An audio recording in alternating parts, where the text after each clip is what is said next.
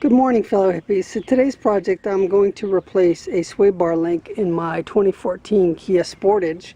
And to diagnose that it was a sway bar link, what I did is I placed these 2x4s out in the driveway and I ran over them first with the passenger side wheel and then with the driver's side wheel, and it clinked on each side no matter which side the 2x4 was on. And then I put a 2x4 on both sides, evenly spaced, so that the tires ran over them at the same time and there was no noise whatsoever. So the thing is, what's connected to both sides and would come into play when you ran over an uneven bump? Well, to me that sounds like the sway bar, right? So I came in, I looked on YouTube and I looked up, noise from the sway bar, and I found lots of people with sway bar links that were bad, and their car sounded just like mine over rough terrain. So I'm going to replace the sway bar link on the driver's side first, and then if that doesn't work, I'm going to replace it on the passenger side. I think it's the driver's side, but we'll see. And even if that's not it, which I'm pretty sure it is, I'm only out $60 plus my time. So I'll show you me replacing that sway bar link. Okay, so here's the part I'm replacing. This is a sway bar link. Interestingly, the bottom nut is a 19-inch and the top is a 17. So you put a wrench on here on the back on this nut here. Hopefully you can see that. Let me just show you. And then you screw that off. I don't see anything that's wrong with the sway bar link, but I'm going to replace it and take it for a ride. If it's still there, I'm going to replace the other side, and if that's not it, I'm not sure what it is at this point. Okay, so just FYI, when you go to take this off, if you just jack up one side of the car, which is the side you want to take the sway bar link off of, this will be under tension. So to get it off there, you need to not just jack up one side, you need to jack up both sides so that sway bar is even on both sides, so there's no tension on it. Now, to break these bolts loose initially, it's a good idea probably to just jack up one side, because that'll keep tension on these bolts. So when you unscrew these, that was interesting, a little bit of slip, but we're okay. When you unscrew these, it will keep tension on here, so you can it's easier to get these off. But once you get to that point, you want to jack up the other side of the car too to even out that sway bar. Okay, so here's the old sway bar link. I didn't see anything obviously wrong. I'm still going to replace it. I'm going to hold on to this sway bar link in case the other side is the one that's bad, and I may put this guy on the other side rather than order a new one. We'll see. Okay, so here's the new sway bar link by Mog. It looks like both of these are the same, these nuts. So I don't think it really makes a big difference which way these go. See, it's got zerks on here, so you can grease these up. Looks like they're already greased. I may grease them again. But I found the aftermarket sway bar links always have the grease fittings in them. So I'm going to put it on and tighten it up, and then I'll probably grease it. And then we'll take it for a ride. Okay, just FYI, these Mog sway bar links, the top threads bolt, it spun on okay towards the beginning, but then on the end it started to get really tough, and I don't really like that because it's going to be a bitch to take off. It might need cut off. The bottom wasn't quite so hard. I don't know if they make it so that, once you spin that nut on there, it stays on there, but I like the original sway bar link better.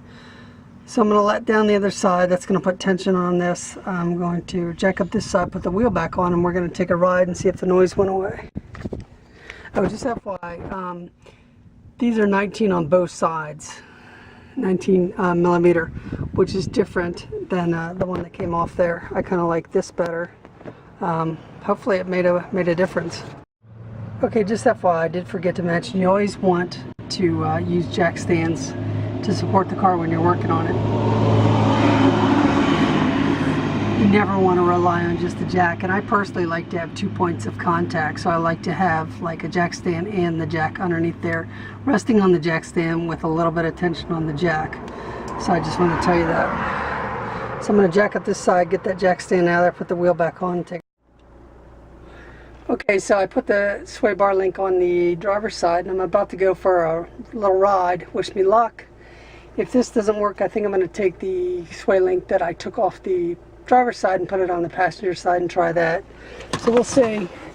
Now if it's not the sway bar link, I'm still at a loss. I think it's got to be something to do with the sway bar. As I said, it doesn't make a noise over even bumps, and if it was the left or the right, when you're going over a perfectly even bump, it would still clink. So it only does it when it's on either side, either the right or the left, and that is usually a symptom of a bad sway bar link, or a bad sway bar problem. And hold on. That fixed the problem. So I've got a nice quiet riding car again. Yes! And just FYI, so that was one symptom. One symptom was it would only do it over uneven bumps, and the other symptom was it would do it over low speeds only. So driving down the road, you'd hear this clinking noise, rattling noise, terrible sound like the front end was going to fall off. But when you sped up to like 50 or 60, you wouldn't hear it anymore for some reason. I guess because you kind of floated over the bumps, and when you're going slow, each individual wheel can really sink down in there. But that fixed the problem. And I'll tell you, I drove with that bad sway bar link for probably a year. It was really kind of driving me crazy. It started clinking. I'd take the left side off, which is where I thought the noise was, and I'd look at everything. I'd look at the shock mounts. I would shake it at 3 and 9 to see if I had a bad tie rod end. I would shake it at 12 and 6 to see if I had a bad ball joint. And I did that and I found nothing. And then I'm thinking, well, maybe I made a mistake. Maybe it's on the right side of the car. So I did the same procedure on the right side of the car and nothing. And then finally I did the test I showed you with the 2x4s out in the driveway. And when it didn't make the noise over an even bump, I knew that it had to be something related to the sway bar. So I went into YouTube and I typed in, rattle from sway bar problems, and I came up with, the first video I came up with was a bad sway bar link. And the guy was driving down the road and it sounded exactly like this car sounded. So I thought, haha. So I checked the price on the sway bar link for this car. It's only $30. So I thought for $30, it's not a bad thing to test. And sure enough, that's what it was on the driver's side. So I'm glad that I have a nice quiet riding car again, because before I realized what it actually was, I'm thinking, the front end sounds like it's going to fall apart, which isn't quite as big a deal when I'm driving by myself. But when I've got the wife in the car and pulling a camper, you can imagine like a control arm breaking loose or something with a camper on the back. So your imagination kind of runs wild with you. But I'm glad that was it. It's fixed. It cost me $30. $30 and maybe, I don't know, an hour of my time to fix. So it's a pretty cheap fix to make your car sound like a nice car again. So I'm glad I found it. I'm glad it's done. Thanks for watching. See you next time.